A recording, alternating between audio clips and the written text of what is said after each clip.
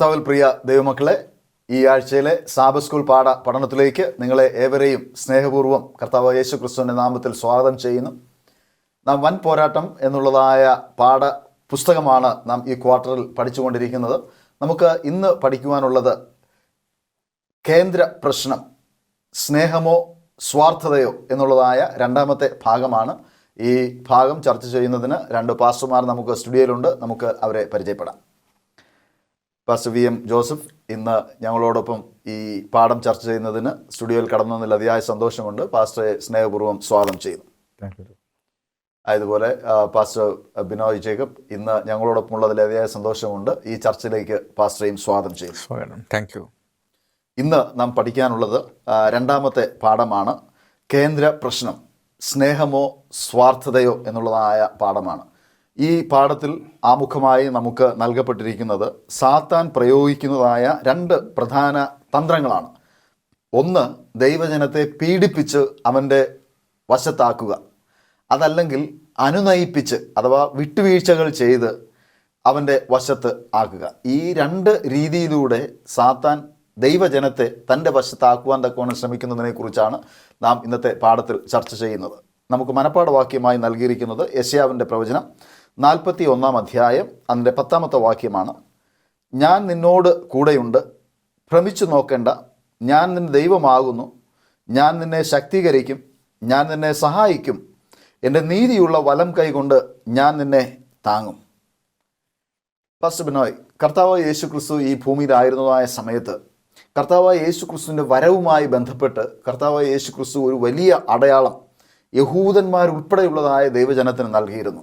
അത് ഏറ്റവും പ്രധാനപ്പെട്ടത് എന്ന് പറയാനുള്ളതായ കാരണം അവർ ഏറ്റവും വലുത് എന്ന് ആഗ്രഹിച്ച് കാത്തിരുന്നതായ യെരുശലേം ദേവാലയത്തിൻ്റെ നാശത്തെക്കുറിച്ചാണ്. ഈ യെരുശലേം ദേവാലയത്തിൻ്റെ നാശം കർത്താവായ യേശു ക്രിസ്തുവിൻ്റെ വരവിൻ്റെ ലക്ഷണങ്ങളിൽ അഥവാ ഈ വൻ പോരാട്ടത്തിൻ്റെ ഒരു ഭാഗം എന്ന നിലയിൽ അത് നാശം ഒരു അടയാളമായി തീരുന്നത് എങ്ങനെയാണ്? മത്തായി 23-37 വാക്യങ്ങൾ പറയുന്നത്, ഇസ്രായേലിനോട് പറയുന്നത്, കോഴി തൻ്റെ കുഞ്ഞുങ്ങളെ ചിറകടിയിൽ കാത്തു വെക്കുന്നത് പോലെ നിങ്ങളെ കാത്തു സൂക്ഷിക്കാൻ എനിക്ക് എത്ര വട്ടം മനസ്സായിരുന്നു എന്നാണ്. മറ്റൊരു വാക്യം യോഹന്നാൻ 5:40, എങ്കിലും ജീവൻ പ്രാപിക്കേണ്ടതിന് എൻ്റെ അടുക്കൽ വരുവാൻ നിങ്ങൾക്ക് മനസ്സ് വന്നില്ല എന്നും പറയുന്നുണ്ട്. ഇവിടെ രണ്ട് കാര്യങ്ങളാണ്. ഒന്ന്, രക്ഷ നിരസിക്കുന്നു. രണ്ടാമത്, രക്ഷകനെ നിരസിക്കുന്നു. രക്ഷ നിരസിക്കുക എന്ന് വെച്ച് കഴിഞ്ഞാൽ ദൈവം ഓഫർ ചെയ്തിട്ടുള്ള ആ രക്ഷാ പദ്ധതിയെ വേണ്ടാന്ന് വിൽക്കുന്നു. രക്ഷകനെ നിരസിക്കുന്നു എന്ന് പറഞ്ഞാൽ അവൻ സ്വന്തക്കാരുടെ അടുത്തേക്ക് വന്നു, സ്വന്തക്കാരോ അവനെ തള്ളിക്കളഞ്ഞു. ഇവിടുത്തെ പ്രശ്നം, രക്ഷ ദൈവം മനുഷ്യന് നൽകി, പക്ഷേ മനുഷ്യൻ രക്ഷ തിരസ്കരിക്കുന്നു. യെരുശലേമിന് ദൈവം രക്ഷ നൽകി, വാഗ്ദത്ത നാടാണ്, ദൈവം കൊടുത്തതാണ്. പക്ഷേ ദൈവത്തിനെ അനുസരിക്കാനും സ്വീകരിക്കാനും ദൈവത്തോടൊപ്പം ജീവിക്കാനുമുള്ള ഇഷ്ടമില്ലായ്മ കൊണ്ടാണ് യെരുശലേമിന് ഈ നാശം സംഭവിക്കുന്നത്. അപ്പോൾ ഇന്ന് ചരിത്രം ആവർത്തിക്കുകയാണ്. ഈ കാലഘട്ടത്തിലും അങ്ങനെ തന്നെയാണ്. രക്ഷ എല്ലാവർക്കും വേണ്ടി ദൈവം നൽകിയിട്ടുണ്ട്. പക്ഷേ രക്ഷ നിരസിക്കുകയും രക്ഷകനെ നിരസിക്കുകയും ചെയ്താൽ ഇതേപോലെ ചരിത്രം അല്ലെങ്കിൽ ഈ സംഭവങ്ങൾ നമുക്കും ഈ കഷ്ടതകളിലൂടെ നാശത്തിലൂടെ നമ്മൾ കടന്നു പോകണം. അതുകൊണ്ടാണ് കർത്താവായ യേശു ക്രിസ്തുവിൻ്റെ വരവിൻ്റെ അടയാളമായി ഇതിനെ പറയുന്നത്. ആ സമയത്ത് കർത്താവായ യേശു ക്രിസ്തു ഒന്നാമത് വന്നപ്പോഴുള്ള ഒരു അടയാളമായിരുന്നു അത്, ഈ യെരുശലേമിൻ്റെ നാശം എന്ന് പറയുന്നത്. അവർ യേശു ക്രിസ്തുവിനെ അങ്ങനെ റിജക്റ്റ് ചെയ്തപ്പോൾ ഇനി രണ്ടാമത് വരുമ്പോഴാണ് മുമ്പുള്ള അടയാളമായിട്ട് ഈ നാശത്തെ നമുക്ക് കാണാനായിട്ട് സാധിക്കുന്നത്. പാസ്റ്റർ ജോസഫ്, ദൈവത്തിൻ്റെ വചനം നാം പഠിക്കുന്നതായ സമയത്ത് കർത്താവായ യേശു ക്രിസ്തു വളരെ സുനിശ്ചിതമായ മുന്നറിയിപ്പുകൾ ദൈവത്തിൻ്റെ ജനത്തിന് നൽകിയിരുന്നു. എന്നാൽ ഈ യെരുശലേമിൻ്റെ നാശവുമായി ബന്ധപ്പെട്ട് ലോകത്തിലെ മറ്റേത് ജനത നശിക്കുന്നതിനേക്കാൾ യഹൂദരാണ് നശിച്ചു പോയത്. എന്തുകൊണ്ടാണ് യഹൂദന്മാർ ഈ യെരുശലേമിൻ്റെ നാശവുമായി ബന്ധപ്പെട്ട് നശിക്കുവാൻ കാരണം? വിശുദ്ധ മത്തായിയുടെ സുവിശേഷം നമ്മൾ വായിക്കുമ്പോൾ ശിഷ്യന്മാർ കർത്താവിനോട് ചോദ്യമുണ്ട്, അതെപ്പോൾ സംഭവിക്കുമെന്ന്. അപ്പോൾ കർത്താവ് പറഞ്ഞിരുന്നു, യെരുശലേം ദേവാലയത്തിൻ്റെ നാശത്തെക്കുറിച്ച് കർത്താവ് പറഞ്ഞത്, ഈ മന്ദിരം പൊളിപ്പിൻ, ഞാൻ 3 ദിവസം കൊണ്ട് അത് പണിയൊന്നും ഇത് കല്ലിന്മേൽ കല്ല് ശേഷിക്കാതെ തകർന്നു പോകുന്ന കാലം വരുമെന്ന് പറഞ്ഞിരുന്നു. പക്ഷേ യഹൂദന്മാരത് വിശ്വസിച്ചില്ല. കാരണം അവരത്ര മനോഹരമായി അത്ര മഹത്വകരമായി പണിത ഒരു ആലയമാണത്. ആ ആലയം തകർക്കുക എന്നുള്ളത് അവർക്ക് ചിന്തിക്കാൻ പ്രയാസമായിരുന്നു. പക്ഷേ ദൈവം കൊടുത്ത മുന്നറിയിപ്പുകൾ ഉൾക്കൊള്ളാൻ കഴിയാതെ, ഇപ്പോൾ പക്ഷേ ബിനോയ് പറഞ്ഞ പോലെ രക്ഷകനെ നിരസിച്ചു, രക്ഷയെ നിരസിച്ചു. അപ്പോൾ അങ്ങനെ ആ യഹൂദൻ്റെ ചരിത്രം നമ്മൾ പഠിച്ചു വരുമ്പോൾ അവൻ്റെ രക്തത്തിൻ്റെ, കർത്താവിൻ്റെ യേശുക്രിസ്തുവിൻ്റെ രക്തത്തിൻ്റെ പേര് ഞങ്ങളുടെ മേലും ഞങ്ങളുടെ മക്കളുടെ മേലും വരട്ടെ എന്ന് പറഞ്ഞുകൊണ്ട് നാശം ഇരന്നു വാങ്ങിയ ഒരു ജാതിയാണ് യഹൂദൻ. അപ്പോൾ അവരുടെ കൽപ്പനാ ലംഘനവും ദൈവത്തിൻ്റെ കൽപ്പനയിൽ നിന്ന് അകന്നുപോയാലും ദൈവത്തിൽ നിന്ന് അകന്നുപോയതും ദൈവ ശബ്ദത്തിന് ചെവി കൊടുക്കാതിരുന്നതുമാണ് അവരുടെ നാശത്തിന് പ്രധാനമായ കാരണമായി തീർന്നത്. ഇന്ന് ലോകത്തിൽ നിന്ന് പരിശോധിച്ചാൽ ഒരു നിമിഷം പോലും സ്വസ്ഥമായിട്ട് അവർക്ക് കഴിച്ചുകൂടാനുള്ള സാഹചര്യം ഇല്ലാത്തൊരവസ്ഥയാണ് ഇന്നുള്ളത് എന്നാണ് നമുക്ക് മനസ്സിലാക്കാവുന്നത്. പാസ്റ്റർ ബിനോയ്, യഹൂദന്മാരുടെ നാശത്തെക്കുറിച്ചാണ് പാസ്റ്റർ VM പറഞ്ഞത്. എന്നാൽ ദൈവത്തിൻ്റെ വചനം നാം പരിശോധിക്കുന്നതായ സമയത്ത്, പ്രത്യേകിച്ച് അപ്പോസ്തല പ്രവൃത്തികളുടെ പുസ്തകമൊക്കെ വായിക്കുന്ന സമയത്ത്, ക്രിസ്ത്യാനികളെ ദൈവം സുരക്ഷിതമായി കാത്തു പരിപാലിച്ചു എന്ന് കാണുവാൻ തക്കോണം സാധിക്കും. ഈ ക്രിസ്ത്യാനികളെ ദൈവം ദൈവത്തിൻ്റെ ജനമായി വിളിക്കുന്നതിന് മുൻപ് വിളിച്ചതായ ജനമാണ് യഹൂദന്മാർ. എന്നാൽ അവരുടെ നാശം സംഭവിക്കുകയും പുതിയ ഒരു തലമുറയെ ദൈവം സംരക്ഷിക്കുകയും ചെയ്യുന്നു. എന്തുകൊണ്ടാണ് ക്രിസ്ത്യാനികൾ സംരക്ഷിക്കപ്പെടുവാൻ കാരണമായി തീരുന്നത്? ദൈവം അവരെ അത്രമാത്രം സ്നേഹിക്കുന്നതുകൊണ്ടാണ്. കർത്താവ് പറയുന്നത്, എൻ്റെ ജനത്തെ എൻ്റെ കണ്ണിലെ കൃഷ്ണമണി പോലെ ഞാൻ സൂക്ഷിക്കുന്നതാണ്. എൻ്റെ മക്കളെ തൊടുന്നവൻ എന്നെ തൊടുന്നത് പോലെയാണ് എന്ന് പറയുന്നു. യെരുശലേം നശിക്കുന്ന സമയത്ത് ദൈവത്തിൻ്റെ മക്കൾക്ക് കൊടുത്ത സുരക്ഷ വളരെ വലുതാണ്. അവരോട് പറഞ്ഞു, മലകളിലേക്ക് ഓടിപ്പോകണം, നിങ്ങൾ വീട്ടിലുള്ള സാധനം എടുക്കരുത് ഓടുന്ന സമയത്ത്, നാശത്തിന് തൊട്ട് മുമ്പ്. വയലിലുള്ളവർ വസ്തുക്കൾ എടുക്കാൻ നോക്കരുത്, ഗർഭിണികൾക്കും മുല കുടിക്കുന്നവർക്കും അയ്യോ കഷ്ടം, നിങ്ങളുടെ ഓടിപ്പോക്ക് ശബദിനോ ശീതകാലത്തോ ആകാതിരിപ്പാൻ ഓർത്തുകൊള്ളുവിൻ എന്നൊക്കെ പറയുന്നുണ്ട്. ഇതൊരു കരുതലിൻ്റെ സംഭാഷണമാണ്. നാശിക്കുമ്പോഴും സ്വന്തം ജനങ്ങൾക്ക് വേണ്ടി കർത്താവ് ഒരു കരുതൽ ഒരുക്കും. അന്ന് അവിടെ ഉണ്ടായിരുന്ന 70% പേരും യഹൂദന്മാരാണ്. അപ്പോൾ അവരെ രക്ഷിക്കാനായിട്ട്, ദൈവത്തിൻ്റെ മക്കളെ രക്ഷിക്കാൻ ദൈവം വലിയൊരു പദ്ധതിയാണ് അവിടെ ഒരുക്കുന്നത്. കഴിയുന്നത്ര പേരെ, മാക്സിമം പേരെ രക്ഷിക്കാൻ ദൈവം ആഗ്രഹിക്കുന്നു. നമ്മുടെ ചുറ്റുവട്ടത്തും അന്ത്യകാലത്തിൻ്റെ അടയാളങ്ങൾ, നാശത്തിൻ്റെ അടയാളങ്ങൾ, പ്രവചിക്കപ്പെട്ട കാര്യങ്ങൾ നിറവേറുമ്പോൾ ക്രിസ്ത്യാനികളായിട്ടുള്ള നമ്മൾ വിഷമിക്കേണ്ട കാര്യമില്ല. ഇസ്രായേലിന് അന്ന് ആ ജനത്തിന് എങ്ങനെ കരുതലൊരുക്കിയോ അതുപോലെ ദൈവത്തിൻ്റെ സംരക്ഷണം ഇന്നുമുണ്ടാകും. ദൈവം നമ്മുടെ സങ്കേതവും കോട്ടയുമാകുന്നു. ഞാൻ നിന്നോട് കൂടെയുണ്ട്, ഭ്രമിച്ചു നോക്കേണ്ട, ഞാൻ എൻ്റെ വലം കൈയിൽ ഞാൻ നിന്നെ സംരക്ഷിക്കും. ദൈവത്തിൻ്റെ കരുണ നമുക്ക് കാണാം, കരുതൽ കാണാം, ദീർഘദൃഷ്ടി കാണാം. എങ്ങനെ അപകടമുണ്ടാകും, ആ അപകടത്തിൽ നിന്ന് എങ്ങനെ രക്ഷപ്പെടുത്താം, അതുപോലും കർത്താവ് അവർക്ക് പറഞ്ഞു കൊടുത്തു. അതേപോലെ നമുക്കൊരു ചെറിയ ഇടവേളയുടെ സമയമാണ്. പ്രിയ പ്രേക്ഷകരെ, ഒരു ചെറിയ ഇടവേളയ്ക്ക് ശേഷം ഞങ്ങൾ മടങ്ങി വരും. ഞങ്ങളോടൊപ്പമായിരിക്കും. പ്രിയ ദൈവമക്കളെ, ഈ ചർച്ചയിലേക്ക് വീണ്ടും നിങ്ങളെവരെയും സ്വാഗതം ചെയ്യുന്നു. സർ, ക്രിസ്ത്യാനികളെ ദൈവം സംരക്ഷിച്ചു എന്നുള്ളതാണ് നാം അല്പം മുൻപ് ചർച്ച ചെയ്തത്. നാം വൻ പോരാട്ടം എന്ന് പറയുന്നതായ സിസ്റ്റർ വൈറ്റിൻ്റെ പുസ്തകം യെരുശലേമിൻ്റെ നാശം എന്നുള്ളതിനെക്കുറിച്ചുള്ളതായ അധ്യായം വായിക്കുമ്പോൾ അവിടെ സിസ്റ്റർ വൈറ്റ് പറയുന്നത്, ദൈവം പറഞ്ഞതായ കാര്യങ്ങൾ ക്രിസ്ത്യാനികൾ അനുസരിക്കുകയും യഹൂദർ അത് നിരസിക്കുകയും ചെയ്തിരുന്നു. ദൈവം ഈ വരാനിരിക്കുന്നതായ വിപത്തിൽ അവർ അവിടെ നിന്ന് യെരുശലേമിൽ നിന്ന് പലായനം ചെയ്യണമെന്ന് പറഞ്ഞപ്പോൾ യഹൂദന്മാർ അത് ചെയ്യാതെയും എന്നാൽ ക്രിസ്ത്യാനികൾ അത് ചെയ്യുകയും ചെയ്തു. അങ്ങനെ അവരെ രക്ഷിക്കുവാൻ തക്കോണം സാധിച്ചു.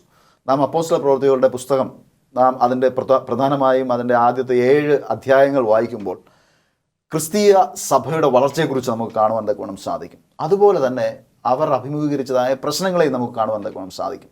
എന്തുകൊണ്ടാണ് സഭ പെട്ടെന്ന് വളരാനും വളർച്ചയോടൊപ്പം തന്നെ അവർ പ്രശ്നങ്ങളെ അഭിമുഖീകരിക്കേണ്ടതായും വന്നത്? അപ്പോസ്തലനായ പത്രോസ് ആദ്യത്തെ പ്രസംഗത്തിൽ 3000 പേരാണ് സ്നാനപ്പെട്ടതെന്ന് ഇതിലൂടെ പഠിപ്പിക്കുന്നത്. അതുപോലെ പിന്നീട് നാം നോക്കുമ്പോൾ വീണ്ടും ആ സംഖ്യ 5000 പുരുഷന്മാർ വന്നു. അപ്പം അങ്ങനെ സഭ വളരെ വേഗം വളരാൻ തുടങ്ങി. വളരാൻ തുടങ്ങാൻ കാരണം നിർമ്മല സുവിശേഷം എത്തിക്കുവാൻ അവർക്ക് ശിഷ്യന്മാർക്കും കൂടെയുള്ളവർക്കും സാധിച്ചു. അത് കേട്ടവർ അത് വിശ്വസിക്കുകയും അതിൽ തങ്ങളുടെ ജീവിതങ്ങളെ ക്രമീകരിക്കാനുള്ള സാഹചര്യം അവർക്ക് ഉണ്ടാകുകയും ചെയ്തു. അതുകൊണ്ട് അവർ കൂടുതൽ വളർച്ച പ്രാപിച്ചത്. പിന്നെ അവർ ദിനം പ്രതി ദേവാലയത്തിൽ കൂടി വരികയും വീട് തോറും ചെന്ന് കർത്താവിനെ പ്രസംഗിക്കുകയും ചെയ്തു. അപ്പോൾ എല്ലായിടത്തും കർത്താവിനെ സാക്ഷീകരിച്ചുകൊണ്ട് കർത്താവിൻ്റെ സുവിശേഷം അറിയിക്കുന്നതിൽ അവർ മുൻപന്തിയിൽ നിന്ന് ക്രിസ്ത്യാനികൾ. അതുകൊണ്ടാണ് അവർക്ക് വേണ്ടി ഒരു മഹത്വമായ രക്ഷ ദൈവം ഒരുക്കിയത്. എന്നാൽ അവർ പ്രശ്നങ്ങൾ അഭിമുഖീകരിക്കേണ്ടി വന്നു. എന്തുകൊണ്ടാണ് അവർ ആ പ്രശ്നങ്ങൾ അഭിമുഖീകരിക്കേണ്ടി വന്നത്? പ്രശ്നങ്ങൾ അഭിമുഖീകരിച്ചപ്പോൾ സാത്താൻ ഈ ഭൂമിയിലുള്ളിടത്തോളം കാലം പ്രശ്നങ്ങൾ ഉണ്ടായി തീരുള്ളൂ. കാരണം സാത്താൻ ഇഷ്ടപ്പെടുന്ന കാര്യമല്ല ജനം രക്ഷയിലേക്ക് വരിക എന്നുള്ളത്. അതുകൊണ്ട് ഏതെല്ലാം വിധത്തിൽ അവരെ തകർക്കാം അതിനുള്ള എല്ലാ ശ്രമവും ബാഹ്യവും ആന്തരികമായ ജീവിതത്തിൽ അവർ സാധാരണ ചെയ്തുകൊണ്ടിരുന്നു. അതിൻ്റെ ഫലവും കൂടിയാണ് അവർക്ക് പ്രതിസന്ധി ഉണ്ടായത് എന്ന് കാണാം. പാസ്റ്റർ ബിനോയ്, അപ്പോസ്തല പ്രവൃത്തികൾ പുസ്തകം വായിക്കുമ്പോൾ ഒരു 4-7 ഒരു പുസ്തകമാണ്. ആദ്യത്തെ 7 അധ്യായങ്ങൾ ക്രിസ്തീയ സഭയുടെ വളർച്ചയെക്കുറിച്ചും, രണ്ടാമത്തെ 7 അധ്യായങ്ങൾ അഥവാ 8 മുതൽ 14 വരെയുള്ളതായ അധ്യായങ്ങൾ അവർ അഭിമുഖീകരിക്കുന്നതായ പ്രശ്നങ്ങളെക്കുറിച്ചും, 8 മുതൽ അടുത്ത ഒരു 7 അധ്യായങ്ങൾ അവർ സുവിശേഷീകരണ വേലയ്ക്ക് പോകുന്നതിനെക്കുറിച്ചും, പിന്നെ അവസാന അധ്യായങ്ങളിൽ അവർ പ്രശ്നപരിഹാരങ്ങൾക്ക് വേണ്ടി ചിലവിടുകയും ചെയ്യുന്നതായ കാലഘട്ടത്തെക്കുറിച്ചാണ് നാം മനസ്സിലാക്കുന്നത്. ഈ പ്രശ്നപരിഹാരവും സഭയുടെ വളർച്ചയും ഒക്കെ ആദിമസഭയിൽ ഉണ്ടായിരുന്നത് നാം ഇന്ന് വായിക്കുമ്പോൾ, ഇന്ന് ദൈവസഭയായിരിക്കുന്നതായ നമുക്ക് അതെന്ത് പാഠമാണ് ഉൾക്കൊള്ളുവാൻ തക്കവണ്ണം കഴിയുന്നത്? അതിൽ നിന്ന് നമുക്ക് എന്താണ് പഠിക്കാൻ കഴിയുന്നത്? തീർച്ചയായിട്ടും അവർ 1-ാം നൂറ്റാണ്ടിൽ കർത്താവ് ജീവിച്ചതുപോലെ അവർ ജീവിച്ചു. പാസ്റ്റർ പറഞ്ഞ നിർമ്മല സുവിശേഷം എത്തിച്ചു എന്നാണ് പറയുന്നത്. അവിടെ അവർ ഐക്യമെത്തിപ്പെട്ടു. യേശു ജീവിച്ചതുപോലെ ജീവിക്കുകയും യേശു സ്നേഹിച്ചതുപോലെ സ്നേഹിക്കുകയും ചെയ്തു. അതാണ് യഥാർത്ഥത്തിൽ സുവിശേഷം ഇത്രയധികം വ്യാപിക്കാനായിട്ടുള്ളത്. അങ്ങനെ ജീവിച്ചതാണ് ഇന്നത്തെ സഭയ്ക്കും പഠിക്കാനുള്ള ഏറ്റവും പ്രധാനപ്പെട്ട കാര്യം. കാരണം ആ ഒരു ജീവിത രീതി, ഒരു കൂട്ടായ്മയുടെ അനുഭവം, അപ്പോസ്തലന്മാർക്ക് അവർക്കുണ്ടായതൊക്കെ വിറ്റ് ഒന്നിച്ചു കൊണ്ടുവന്ന് അവർക്ക് നൽകുകയും അവർ എല്ലാവർക്കും ഒരേപോലെ ആവശ്യം അനുസരിച്ച് പങ്കിട്ട് കൊടുക്കുകയും ചെയ്തു എന്ന് പറഞ്ഞു. എത്ര വലിയൊരു കൂട്ടായ്മയുടെ അനുഭവമാണ് യഥാർത്ഥത്തിൽ ഇന്ന് നമുക്ക് പഠിക്കാൻ. പക്ഷേ ആദിമ സഭയുടെ ഒരു പ്രാരംഭ ദിശയിൽ മാത്രമാണ് അവർക്കുള്ളതായ വസ്തുവകളൊക്കെ വിറ്റ് അവർ സുവിശേഷ വേലയ്ക്കായി കൊടുക്കുകയും സഭ പെട്ടെന്ന് വളരുകയും ഒക്കെ ചെയ്തത്. പിന്നീടും സഭ വളർന്നുവെങ്കിലും പിന്നത്തേതിൽ അവർ അവരുടെ വസ്തുവകളൊന്നും വിൽക്കുന്നതായിട്ട് കാണുവാൻ തക്കവണ്ണം സാധിക്കുന്നില്ല. കാരണം അപ്പോസ്തലനായ പൗലൂസിൻ്റെ സന്ദർശനത്തിൽ പറയുന്നുണ്ട്, പിന്നെ യെരുശലേം ക്രിസ്ത്യാനികൾ ഏറ്റവും ദരിദ്രരായി തീർന്നു. പിന്നെ ജാതീയ സഭയിൽ നിന്ന് ഈ യെരുശലേം സഭയ്ക്ക് വേണ്ടി സഹായം എത്തിക്കുന്നതായ കാര്യങ്ങളൊക്കെ നമുക്ക് കാണുവാൻ തക്കവണ്ണം സാധിക്കും. ഞാൻ പറഞ്ഞു വരുന്നത്, ഇന്നത്തെ സഭയിലുള്ളതായ വിശ്വാസികളെല്ലാം വിറ്റ് സുവിശേഷ വേല ചെയ്യണം എന്ന് എന്ത് ചെയ്യുന്നില്ല, വേദപുസ്തകം പറയുന്നില്ല എന്ന് പറയുന്നതിന് വേണ്ടിയാണ്. പാസ്റ്റർ ജോസഫ്, കർത്താവായ യേശു ക്രിസ്തുവിൻ്റെ സുവിശേഷം ജീവിച്ച് കാണിച്ചതായ ആദിമസഭയാണ് വളർന്നത്. നമുക്കെങ്ങനെയാണ് ഈ ആദിമസഭ ജീവിച്ചതുപോലെ ക്രിസ്തുവിനെ നമുക്ക് ജീവിച്ച് കാണിക്കുവാൻ തക്കവണ്ണം സാധിക്കും? പ്രഥമമായിട്ടുള്ള കാര്യം, കർത്താവായിരിക്കുന്ന യേശു ക്രിസ്തുവിൻ്റെ ഉള്ളിൽ സംഗ്രഹിച്ചാൽ മാത്രമേ യേശുവിനെ പോലെ ആയിത്തീരുവാൻ സാധിക്കുകയുള്ളൂ. അപ്പോൾ യേശു ക്രിസ്തുവിൽ ആയിത്തീരുക എന്ന് പറഞ്ഞാൽ യേശു ക്രിസ്തുവിൻ്റെ വചനം ഉൾക്കൊള്ളുക എന്നുള്ളതാണ്. വചനം നമ്മൾ ഉൾക്കൊള്ളുമ്പോൾ കർത്താവ് ജീവിച്ചതുപോലെ ജീവിക്കാൻ നമുക്ക് സാധിക്കും. അപ്പോൾ യേശു ക്രിസ്തു സ്വയം ത്യജിച്ച് മനുഷ്യത്വത്തിനോട് ജീവിച്ചതുപോലെ നാം ഈ ലൗകികമായ കാര്യങ്ങളെല്ലാം വിട്ടിട്ട് കർത്താവിനോട് മാത്രം ചേരുവാൻ ശ്രമിച്ചാൽ നമുക്ക് വളരുവാൻ സാധിക്കും. പിന്നെ ആദ്യ നൂറ്റാണ്ടിലെ ക്രിസ്ത്യാനികളെല്ലാവരും ഒത്തൊരുമിച്ചുകൂടി ദൈവാലയത്തിൽ ദിനംപ്രതി കൂടി വരികയും വീട്ടിൽ അപ്പം നുറുക്കി ഒരുമനപ്പെട്ട് പ്രാർത്ഥിക്കുകയും ചെയ്തുകൊണ്ടിരുന്ന നമ്മൾ പഠിക്കുന്നത്. അപ്പോൾ ഒരുമനപ്പെട്ട് പ്രാർത്ഥിക്കുക, ഒന്നിച്ചിരുന്ന് എല്ലാവരും സഹകരിക്കുക, ആ സഹകരണ മനോഭാവത്തോട് മുമ്പോട്ട് പോയാൽ സഭ വളരും. പക്ഷേ ഇന്ന് എല്ലാം ഇൻഡിവിജ്വൽ വ്യക്തികളായിട്ട് ഇങ്ങനെ മാറി മാറി ആയിപ്പോയി. അപ്പോൾ അത് കൊണ്ട് എല്ലാം വിറ്റ് എല്ലാം സഭയ്ക്ക് കൊണ്ട് കൊടുക്കുക എന്നുള്ള ആ ഒരു ചിന്താഗതി ഇന്നില്ല. പകരം ദൈവസന്നിധിയിൽ ഒത്തൊരുമിച്ച് ജനങ്ങൾ ഏക മനസ്സോടെ ഐകമത്യപ്പെട്ട് ജീവിക്കുകയും പ്രവർത്തിക്കുകയും ചെയ്യുകയാണെങ്കിൽ തീർച്ചയായിട്ടും സഭ വളരുക തന്നെ ചെയ്യും. പാസ്റ്റർ ബിനോയ്, നമുക്ക് 2 വ്യക്തികൾ നമുക്ക് നമ്മുടെ മുൻപിലുണ്ട്. ഒന്ന് നമ്മുടെ ഹീറോയായ കർത്താവായ യേശു ക്രിസ്തു. 2 ആ ഹീറോയ്ക്ക് അഥവാ നായകന് എതിര് നിൽക്കുന്നതായ ഒരു പ്രതിനായകൻ, ഒരു ആന്റോഗനിസ്റ്റ്, അല്ലേ? അപ്പോൾ ഈ 2 വ്യക്തികളെ ആണ് നമ്മുടെ ജീവിതത്തിൽ നമ്മളെ സ്വാധീനം ചെലുത്തിക്കൊണ്ടിരിക്കുന്നത്. നാം ക്രിസ്തുവിനോടൊപ്പം നിൽക്കുമ്പോൾ നാം നന്മ ചെയ്യുകയും നന്മ പ്രവർത്തിക്കുകയും ക്രിസ്തുവിന് വേണ്ടി നാം പ്രവർത്തിക്കുകയും ജനങ്ങളെ ക്രിസ്തുവിലേക്ക് അടുപ്പിക്കുവാൻ തക്കവണ്ണം ശ്രമിക്കുകയും ചെയ്യും. എന്നാൽ പലപ്പോഴും നമ്മുടെ ജീവിതത്തിൽ സാത്താനോട് ചേർന്ന് പ്രവർത്തിക്കുന്നതായ വശങ്ങളും പ്രവണതകളും സമയവും നമുക്ക് ഉണ്ടാകും. എന്തുകൊണ്ടാണ് സാത്താൻ നമുക്കെതിരാണ് എന്നും ക്രിസ്തുവാണ് നമുക്ക് അനുകൂലമായി നിൽക്കുന്നതെന്നും ഈ ക്രിസ്തുവിന് വേണ്ടിയാണ് നാം പ്രവർത്തിക്കേണ്ടതെന്നും നാം മനസ്സിലാക്കുകയും പ്രവർത്തിക്കുകയും ചെയ്യേണ്ടത്? ആദിമകാല സഭയിൽ പ്രശ്നങ്ങൾ ഉണ്ടായിട്ടുണ്ട്. അത് പല വ്യക്തികൾ എഴുന്നേറ്റ് ആശയത്തിനെതിരായി സംസാരിക്കുക, മറ്റ് ചില ആൾക്കാരെ കൂടെ കൂട്ടി ആക്രമിക്കുക, അന്നത്തെ ആളുകൾക്ക് യേശു പറഞ്ഞ കാര്യങ്ങൾ, ഭരണവ്യവസ്ഥയ്ക്ക് യേശു പറഞ്ഞ കാര്യങ്ങൾ ഇഷ്ടപ്പെടാതിരുന്നിട്ട് അവരുടെ ഭാഗത്തു നിന്നുള്ള പ്രശ്നങ്ങൾ ഉണ്ടായിട്ടുണ്ട്. അത് തീയുടെ ബലം കെടുത്തി, പരിഹാസം, ചമ്മട്ടി, ചങ്ങല, തടവ്, അറുക്കപ്പെട്ടു, വാളാൽ, ഇങ്ങനെയുള്ള കാര്യങ്ങളൊക്കെ അവർക്ക് നേരിടേണ്ടി വന്നു. അവർക്ക് സഹിപ്പാനുള്ളത് പേടിക്കേണ്ട, നിങ്ങളെ പരീക്ഷിക്കേണ്ടതിന് ഒരുപക്ഷെ നിങ്ങളെ തടവിലാക്കും എന്നൊക്കെ പറയുന്നുണ്ട് ഈ ഭാഗത്ത്.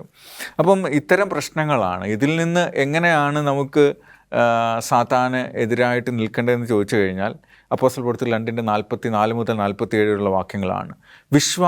വിശ്വസിച്ചവരെല്ലാവരും ഒരുമിച്ചിരുന്നു. അതാണ് ഒന്നാമത്തെ കാര്യം. അത് നമുക്ക് സാത്താനോട് കാണിക്കാൻ പറ്റുന്ന ഒരു കാര്യമാണ്. ഐക്യമുണ്ടാക്കുക സഭയിൽ. സകലവും പൊതുവകയായി എണ്ണുക എന്ന് പറഞ്ഞതുപോലെ ഇങ്ങനെ ദിനം പ്രതി ദേവാലയത്തിൽ കൂടി വരിക, ഹൃദയപരമാർത്ഥതയുള്ളവരായിരിക്കുക, ഒരുമിച്ച് ഭക്ഷണം കഴിക്കുക, ദൈവത്തെ സ്തുതിക്കുകയും ആരാധിക്കുകയും ചെയ്യുക, വെള്ളിയും പൊന്നുമല്ല യേശുവിൻ്റെ നാമത്തിൽ എഴുന്നേറ്റ് നടക്കുക എന്ന് പൗലോസും ശിലാസും ഒക്കെ പഠിപ്പിച്ചിട്ടുണ്ട്. യേശുവാണ് സകല പ്രശ്നത്തിൻ്റെയും പരിഹാരം. അപ്പോൾ യേശുവിൻ്റെ സ്വഭാവമാണ് നമുക്കുണ്ടാകേണ്ടത്. ദൈവവചനം അതുകൊണ്ടാണ് ആ കാലഘട്ടത്തിൽ ഏറ്റവും കൂടുതൽ പകരാനിടയായത്. അപ്പോൾ നമ്മൾ ചെയ്യേണ്ടുന്നത് യേശുവിൻ്റെ സ്വഭാവത്തോട് കൂടുതൽ അനുരൂപരാകുമ്പോഴാണ് പിശാചിനോട് നമുക്ക്. അപ്പോസ്തലനായ പത്രോസ് പറയുന്നത് പിശാചിനോട് എതിർത്ത് നിൽക്കുക, കർത്താവിനോട് അടുത്ത് നിൽക്കുക, അവൻ നമ്മോട് അടുത്ത് വരും. നമുക്കൊരു ഇടവേളയുടെ സമയമാണ്. പ്രിയ പ്രേക്ഷകരെ, ഒരു ചെറിയ ഇടവേളയ്ക്ക് ശേഷം ഞങ്ങൾ മടങ്ങി വരും. ഞങ്ങളോടൊപ്പമായിരിക്കും. കർത്താവിൽ പ്രിയ ദൈവമക്കളെ, വീണ്ടും നിങ്ങളെ ഈ ചർച്ചയിലേക്ക് സ്വാഗതം ചെയ്യുകയാണ്. Pastor VM. ജോസഫ്, ദൈവത്തിൻ്റെ വചനത്തിലുള്ളതായ ധാരാളം കാര്യങ്ങൾ നാം പഠിക്കുകയും നാം ക്രിസ്തു തുല്യരായി തീരണം എന്നുള്ളതാണ് ദൈവവചനത്തിലൂടെ നമുക്ക് നൽകിയിരിക്കുന്നതായ സന്ദേശം. എന്നാൽ പലപ്പോഴും നമ്മൾ സ്വാർത്ഥരായി നമുക്ക് വേണ്ടി, നമ്മുടെ കുടുംബത്തിന് വേണ്ടി, അല്ലെങ്കിൽ മറ്റുള്ളവർ രക്ഷപ്പെടുക പോലും ചെയ്യരുത് എന്നുള്ളതായ ചിന്ത നമുക്ക് പലപ്പോഴും നമ്മിൽ ഉണ്ടാകാറുണ്ട്. ഈ സ്വാർത്ഥത വെടിഞ്ഞ് നിസ്വാർത്ഥമായ ജീവിതം നയിക്കുവാൻ നമുക്ക് എങ്ങനെയാണ് സാധിക്കുന്നത്? സ്വാർത്ഥത വെടിയുന്ന കർത്താവ് യേശുക്രിസ്തു ഉള്ളിൽ വന്നാൽ മാത്രമേ സ്വാർത്ഥത വെടിയാൻ നമുക്ക് സാധിക്കുകയുള്ളൂ. കാരണം കർത്താവ് സ്വർഗത്തിൽ പിതാവിൻ്റെ സന്നിധിയിലുണ്ടായിരുന്ന ആ മഹിമ വെടിഞ്ഞാണ് കർത്താവ് ഈ ഭൂമിയിലേക്ക് വന്നത്. ആയതുപോലെ നമുക്ക് ലഭിക്കാവുന്ന മഹിമ നാം വെടിയുക എന്നുള്ളതാണ് ഏറ്റവും എന്ന് പറഞ്ഞാൽ നമ്മുടെ സ്വയം ഉയർച്ചയ്ക്കോ വീഴ്ചയ്ക്കോ ഉള്ളതായിരിക്കരുത് നമ്മുടെ ലക്ഷ്യം. യേശുക്രിസ്തുവിലൂടെ നമുക്ക് ലഭിച്ച രക്ഷ മറ്റെല്ലാവർക്കുമായി പങ്കുവയ്ക്കാൻ നമുക്ക് വിശാല മനസ്സോടെ നമ്മൾ കാണുവാൻ സാധിക്കണം. അത് എന്തായാലും ആത്മീയമായാലും ഭൗതികമായാലും എന്തായാലും പങ്കുവയ്ക്കാനുള്ള കഴിവ് നമുക്കുണ്ടാവണം. അങ്ങനെ പങ്കുവയ്ക്കുമ്പോഴാണ് രക്ഷാപഥത്തിലേക്ക് എല്ലാവരെയും ആകർഷിക്കാൻ നമുക്ക് സാധിക്കുക. അപ്പോൾ യേശുക്രിസ്തുവിൻ്റെ രക്ഷ എന്ന് പറയുന്നത് ഒരാൾക്ക് വേണ്ടി ഒരു വർഗത്തിന് വേണ്ടിയുള്ളതല്ല, യഹൂദിന് വേണ്ടിയല്ല, മറ്റൊരു വിഭാഗത്തിന് വേണ്ടി മാത്രമുള്ളതല്ല, ഈ ഭൂമിയിലുള്ള സകലവർക്കും വേണ്ടിയുള്ളതാണ്. കർത്താവിൻ്റെ കാഴ്ചപ്പാട് അങ്ങനെയായിരുന്നു, അന്തർദേശീയമായ കാഴ്ചപ്പാട്. എന്നെ സ്നേഹിക്കുന്നവർ അവരെല്ലാവരെയും കർത്താവ് സ്നേഹിക്കാൻ സന്നദ്ധനാണെന്ന് കർത്താവ് പഠിപ്പിച്ചു. അതുപോലെ നമുക്കും ആ വിശാല മനോഭാവത്തോടു കൂടി പ്രവർത്തിച്ചാൽ മാത്രമേ എല്ലാവരെയും രക്ഷയിൽ കൊണ്ടുവരാൻ നമുക്ക് സാധിക്കും. എനിക്ക് മാത്രം എന്നുള്ള ചിന്താഗതി നമുക്ക് പാടില്ല. എനിക്ക് ഒറ്റയ്ക്കായി ഒരിക്കലും സ്വർഗത്ത് പോകാൻ പറ്റില്ല. അത് നാം ആദ്യമായി മനസ്സിലാക്കണം. പാസ്റ്റർ ബിനോയ്, നാം ഈ പാഠത്തിൽ, അഥവാ ഈ ആഴ്ചയിലെ പാഠത്തിൻ്റെ പ്രധാന ഇതിവൃത്തം എന്ന് പറയുന്നത് സാത്താൻ ഉപയോഗിക്കുന്നതായ 2 തന്ത്രങ്ങൾ എന്നുള്ളതാണ്. ഒന്ന്, ദൈവജനത്തെ പീഡിപ്പിച്ച് ദൈവത്തിൽ നിന്ന് അകറ്റുക. 2, അനുനയിപ്പിച്ച് അഥവാ വിട്ടുവീഴ്ച ചെയ്ത് ദൈവജനത്തെ സാത്താനോട് ചേർത്ത് നിർത്തുക എന്നുള്ളതാണ്. ആദിമ കാലഘട്ടത്തിൽ ക്രൈസ്തവ സഭയുടെ വളർച്ചയുടെ കാലഘട്ടത്തിൽ ദൈവത്തിൻ്റെ ജനത്തെ സാത്താൻ പീഡിപ്പിക്കുവാൻ തക്കവണ്ണം മുതിർന്നു.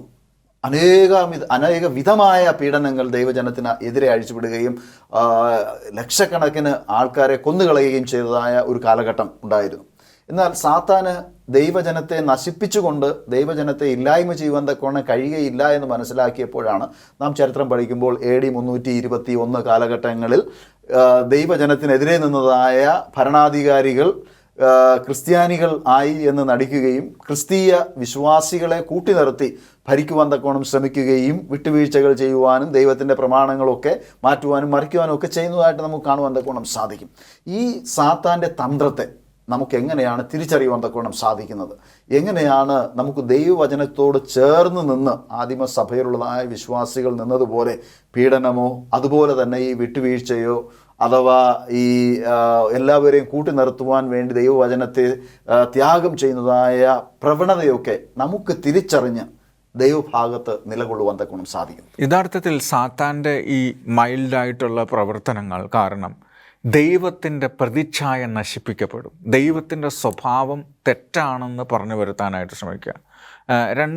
ഇങ്ങനെയൊന്നും ചെയ്യുന്നത് കുഴപ്പമില്ല, അങ്ങനെ ഒരു ആശയം പറഞ്ഞു വരുത്തുക, ഇതാണ് ചെയ്യുന്നത്. എന്നാൽ നമ്മൾ സുവിശേഷത്തോട് അടുത്ത് നിൽക്കുമ്പോൾ മനുഷ്യരിൽ ദൈവത്തിൻ്റെ പ്രതിച്ഛായ വീണ്ടും കൊണ്ടുവരും. മനുഷ്യരിലേക്ക് ദൈവത്തിൻ്റെ പ്രതിച്ഛായ വീണ്ടും കൊണ്ടുവരും. അപ്പോൾ മാനസികവും ആത്മീയവും വൈകാരികവും ശാരീരികവുമായ സൗഖ്യം നമുക്ക് ലഭിക്കും, സമാധാനം നമുക്ക് ലഭിക്കും ക്രിസ്തുവിനോട് കൂടെ നിൽക്കുമ്പോൾ. അല്ലാത്തവർക്ക് എല്ലാവർക്കും എപ്പോഴും ഭയങ്കര ടെൻഷനും പ്രയാസവും മത്സരബുദ്ധിയും. കാരണം അവൻ അറുക്കാനും മുടിപ്പാനുമാണ് വരുന്നത്.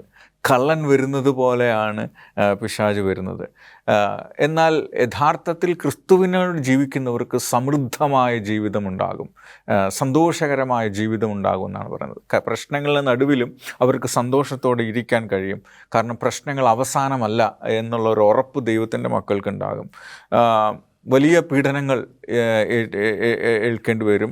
പ്രകൃതിയിൽ വലിയ മാറ്റങ്ങളും ദുരന്തങ്ങളുമൊക്കെ ഇതിൻ്റെ ഭാഗമായിട്ട് ഉണ്ടാകുന്നുണ്ട്. അപ്പോൾ അതിലൊക്കെ ദൈവത്തിൻ്റെ സംരക്ഷണത്തെ നമുക്ക് തിരിച്ചറിയാനും കഴിയും. അതാണ് ക്രിസ്തുവിൻ്റെ സ്വഭാവത്തോട് ചേർന്ന് നിൽക്കുക. അപ്പോൾ ക്രിസ്തു സ്വഭാവം നമുക്കുണ്ടാകുന്നതാണ് നമുക്ക് തിരിച്ചറിയാൻ കഴിയുന്ന ഏറ്റവും വലിയ അടയാളം. നാം ചരിത്രം പഠിക്കുന്നതായ സമയത്ത് ഏതൊക്കെ കാലഘട്ടത്തിൽ ദൈവസഭയ്ക്കെതിരെ പീഡനങ്ങൾ ഉണ്ടായിട്ടുണ്ടോ ആ കാലഘട്ടത്തിലൂടെ ഒക്കെ സഭ വളർന്നതായിട്ടാണ് നാം മനസ്സിലാക്കുന്നത്. നവോത്ഥാന കാലത്തും സമാനമായ അല്ലെങ്കിൽ ആദിമ നൂറ്റാണ്ടിൽ ഉണ്ടായതായ തരത്തിലുള്ള ഒരു പീഡനം ആ കാലഘട്ടത്തിലും ഉണ്ടായിരുന്നു. ആ കാലഘട്ടത്തിലും ദൈവത്തിൻ്റെ സഭ വളരെ വേഗത്തിൽ വളരുന്നതായിട്ട് കാണുവാൻ തക്കവണ്ണം സാധിക്കും. നാം ഇന്ന് ജീവിക്കുന്നതായ ഈ ഇന്ത്യയിൽ സമാനമായ ഒരു അന്തരീക്ഷം ഇപ്പോഴും നിലനിൽക്കുന്നുണ്ട്. ദൈവത്തിൻ്റെ ജനത്തെ പീഡിപ്പിച്ച് നശിപ്പിച്ച് കളയാം എന്ന് ചിന്തിക്കുന്നതായ ഒരു വലിയ ശക്തി സാത്താൻ്റെ ഒത്താശയോടുകൂടെ പ്രവർത്തിക്കുന്നതായിട്ട് നമുക്ക് കാണുവാൻ തക്കവണ്ണം സാധിക്കും.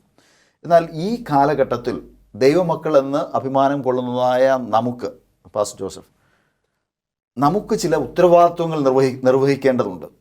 നമുക്ക് ചില കടമകൾ ചെയ്യേണ്ടതായിട്ടുണ്ട്. സമൂഹത്തോട് നമുക്ക് പ്രതിബദ്ധതയുണ്ട്. നമുക്ക് ഈ രാഷ്ട്രീയ വൈരികൾക്ക് അതീതമായി ദൈവസ്നേഹം മറ്റുള്ളവരോട് പകരുവാനും കാണിക്കുവാനും ദൈവത്തിൻ്റെ സ്നേഹം ഈ ലോകത്തിൽ കാണുന്നതല്ല എന്ന് കാണിക്കേണ്ടുന്നതായ ഒരു പ്രതിബദ്ധത നമുക്കുണ്ട്. നമുക്കെങ്ങനെയാണ് ഈ ഒരു കാലഘട്ടത്തിൽ ക്രിസ്തീയ സ്നേഹവും ക്രിസ്തുവിൻ്റെ ആ ആഹ്വാനവും ക്രിസ്ത്യാനികളായ നമുക്ക് ഈ ലോകത്തോട് കാണിക്കുവാൻ തക്കവണ്ണം കഴിയുന്നത്? തിരുവചനം നമ്മെ ഓർമ്മിപ്പിക്കുന്നത്, കാണുന്ന സഹോദരനെ സ്നേഹിക്കാൻ കഴിയാത്ത നിനക്ക് എങ്ങനെ കാണാത്ത ദൈവത്തെ സ്നേഹിക്കാൻ കഴിയും? അപ്പോൾ ദൈവസ്നേഹത്തിൽ, അതായത് കർത്താവിനോടുള്ള സ്നേഹത്തിലൂടെ നാം അവരെ നേടുവാനാണ് ശ്രമിക്കേണ്ടത്. അപ്പോൾ നാം പരസ്പരം സ്നേഹിക്കുന്നവർ, നമ്മുടെ കൂട്ടുകാരനെ അല്ലെങ്കിൽ നമ്മുടെ അയൽക്കാരനെ, നമ്മുടെ സ്നേഹിതനെ സ്നേഹിക്കാൻ നമുക്ക് കഴിയുന്നില്ലെങ്കിൽ വലിയവനായി ദൈവത്തെ നമുക്ക് സ്നേഹിക്കാൻ നമുക്ക് സാധിക്കുകയില്ല. അതാണ് കർത്താവ് നമ്മോട് പഠിപ്പിച്ചത്. അപ്പോൾ ആ വിധത്തിൽ കർത്താവ് കാണിച്ച ആ പാഠം നമ്മുടെ ജീവിതത്തിൽ പ്രായോഗികമാക്കിയാൽ തീർച്ചയായിട്ടും നമുക്ക് മറ്റുള്ളവരെ നേടാൻ നമുക്ക് സാധിക്കും എന്നാണ് തിരുവനന്തപുരത്ത് നമുക്ക് മനസ്സിലാക്കാൻ കഴിയുന്നത്. പാസ്റ്റർ ബിനോയ്, ദൈവത്തിൻ്റെ വചനം ഏതെങ്കിലും ഒരു വിഭാഗം ആൾക്കാർക്ക് വേണ്ടിയോ അല്ലെങ്കിൽ ഏതെങ്കിലും ഒരു രാജ്യക്കാർക്ക് വേണ്ടിയോ മാത്രം നൽകപ്പെട്ടതായ ഒരു സുവിശേഷമല്ല. ദൈവത്തിൻ്റെ വചനം പറയുന്നത് അത് നിത്യസുവിശേഷമാണ്. അപ്പോൾ ഈ നിത്യസുവിശേഷത്തിൻ്റെ ഭാഗമായി പ്രസംഗിക്കപ്പെടേണ്ടുന്നതായ മറ്റൊരു ദൂതാണ് സാത്താൻ്റെ വഞ്ചന എന്നുള്ളത്. അപ്പോൾ എപ്രകാരമാണ് ദൈവജനത്തെ ഈ സാത്താൻ വഞ്ചിക്കുന്നതെന്നും എപ്രകാരമാണ് ദൈവജനം സാത്താൻ്റെ വഞ്ചനയെ തിരിച്ചറിയേണ്ടുന്നതെന്നും ആ വഞ്ചനയിൽ പെട്ടുപോകാതെ ദൈവജനം എപ്രകാരം കർത്താവിനോട് ചേർന്ന് നിൽക്കണം എന്നുള്ളതും പ്രസംഗിക്കേണ്ടുന്നതായ ഉത്തരവാദിത്വം നമ്മിൽ നിക്ഷിപ്തമായിരിക്കുകയാണ്. പ്രത്യേകിച്ച് കാലം അതിൻ്റെ അന്ത്യത്തിലേക്ക് നീങ്ങിക്കൊണ്ടിരിക്കുന്നതായ ഈ കാലയളവിൽ കർത്താവായ യേശു ക്രിസ്തുവിൻ്റെ വരവിൻ്റെ ദൂത് പ്രസംഗിക്കുന്നതായ എല്ലായിടത്തും സാത്താൻ്റെ വഞ്ചനയുടെ ദൂതും എന്ത് ചെയ്യണം? പ്രസംഗിക്കേണ്ടതായിട്ട് ഉണ്ട്. അതിന് ദൈവത്തിൻ്റെ സഭയായ നമ്മെ ഉത്തരവാദിത്വപ്പെടുത്തിയിരിക്കുകയാണ്. ഇന്ന് ഈ ചർച്ചയിലൂടെ പ്രേക്ഷകർക്ക് മനസ്സിലാക്കണം എന്ന് ആഗ്രഹിക്കുന്നതായ ഒരു തത്വം, സാത്താൻ പലപ്പോഴും നമ്മെയും എന്ത് ചെയ്യുന്നു? പീഡിപ്പിച്ച് ഇല്ലായ്മ ചെയ്യുവാൻ തക്കവണ്ണം ശ്രമിക്കും. പീഡിപ്പിച്ച് ഇല്ലായ്മ ചെയ്യുവാൻ തക്കവണ്ണം കഴിയാതെ വരുമ്പോൾ അനുനയിപ്പിച്ച് സാത്താൻ്റെ ഭാഗത്ത് നിർത്തുവാൻ തക്കവണ്ണം സാധിക്കും. ഈ രണ്ട് വഞ്ചനകളും ക്രൂരമാണ് എന്ന് മനസ്സിലാക്കുവാൻ നാം ബന്ധപ്പെടേണ്ടതായിട്ട് ഉണ്ട്. ഈ ചർച്ചയിൽ പങ്കെടുത്തതായ നിങ്ങളെ ഇരുവരെയും ദൈവസ്നേഹത്തിൽ ഞാൻ നന്ദി പറയുന്നു. ദൈവം നിങ്ങളെ അനുഗ്രഹിക്കുമാറാകട്ടെ. പ്രിയ പ്രേക്ഷകരെ, ഈ ചർച്ചയിൽ പങ്കെടുത്തതായ നിങ്ങളെല്ലാവരെയും കർത്താവ് യേശു ക്രിസ്തുവിൻ്റെ നാമത്തിൽ നന്ദി പറയുന്നു. ദൈവം നിങ്ങളെല്ലാവരെയും അനുഗ്രഹിക്കുമാറായി.